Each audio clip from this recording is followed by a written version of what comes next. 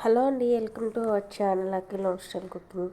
ఈరోజు మన రెసిపీ వచ్చేసి ఆనియన్ పకోడీ అండి. చాలా క్రిస్పీగా అయితే చేసుకోవచ్చు, అంతే టేస్టీగా కూడా ఉంటాయి. మరి ముందుగా ప్రాసెస్లోకి వెళ్ళిపోదాం. ఫస్ట్ వచ్చేసి 3 ఆనియన్స్ అయితే తీసుకున్నాను. వీటిని సన్నగా ముక్కలు కింద తరగాలి. అలాగే 1 కప్పు వరకు శనగపిండి అయితే తీసుకున్నాను. ఏదైనా ఒక బౌల్ అయితే తీసుకుని దానిలోకి అయితే వేసుకోవాలి. అలాగే ఆనియన్ ముక్కలతో పాటు కొత్తిమీర, అల్లం, పచ్చిమిర్చి కూడా తీసుకుని సన్నగా తరిగైతే వేసుకోవాలి. ఈ ఆనియన్ పకోడీకి బయట అమ్మే వాళ్ళు అయితే ఇంకా ఆనియన్స్ ఎక్కువగా వేస్తారండి. మనం ఇంట్లో చేసుకున్నప్పుడు కొంచెం తగ్గించైనా వేసుకోవచ్చు, కావాలంటే ఎక్కువైనా వేసుకోవచ్చు, మన ఇష్టాన్ని బట్టి వేసుకోవచ్చు. మన టేస్ట్ తగ్గట్టుగా సాల్ట్ కూడా వేసేసుకోవాలి.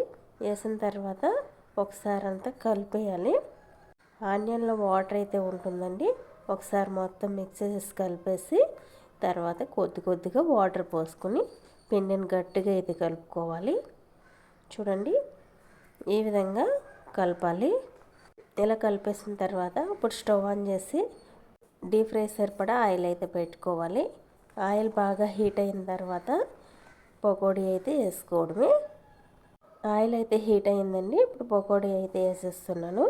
ఆయిల్ సరిపడా పకోడీ ఈ విధంగా అయితే వేసుకోవాలి.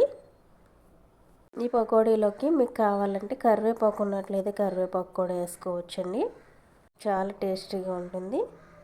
ఇప్పుడు ఈ పకోడీ ఆయిల్ సరిపడా వేసేసిన తర్వాత ఒక 2 నిమిషాల పాటు ఫ్రై అవనివ్వండి. 2 నిమిషాల తర్వాత గరిటెతో కలుపుతూ మంచి గోల్డెన్ బ్రౌన్ కలర్లోకి వచ్చి క్రిస్పీగా ఫ్రై అవ్వాలి. తర్వాతే తీయండి. చూడండి, ఈ విధంగా క్రిస్పీగా అయితే రావాలి. ఇలా ఫ్రై అయిన తర్వాత ఒక ప్లేట్లోకి అయితే తీసేయండి. అలాగే మిగిలిన పిండిని కూడా పకోడీ అయితే వేసేస్తున్నాను. నేను తక్కువ ఆయిల్లో వేస్తున్నాను కాబట్టి 2 ఆయిల్ కింద అయితే వేస్తున్నాను. అదే ఎక్కువ ఆయిల్ తీసుకున్నట్లయితే ఒక వాయికి అయిపోతుందండి నేను తీసుకున్న పిండి అయితే. చూడండి, ఇలా ఆయిల్ సరిపడా వేసేసి ఫ్రై అయిన తర్వాత తీసేయడమే. ఇలా అయితే వేసేసాను. చూడండి ఎంత బాగా వచ్చాయో, చాలా క్రిస్పీగా వచ్చాయి, అంత టేస్టీగా కూడా ఉన్నాయి. మరి పకోడీ రెసిపీ మీకు నచ్చినట్లయితే వీడియోకి ఒక లైక్ చేయండి, సబ్స్క్రైబ్ చేసుకోండి.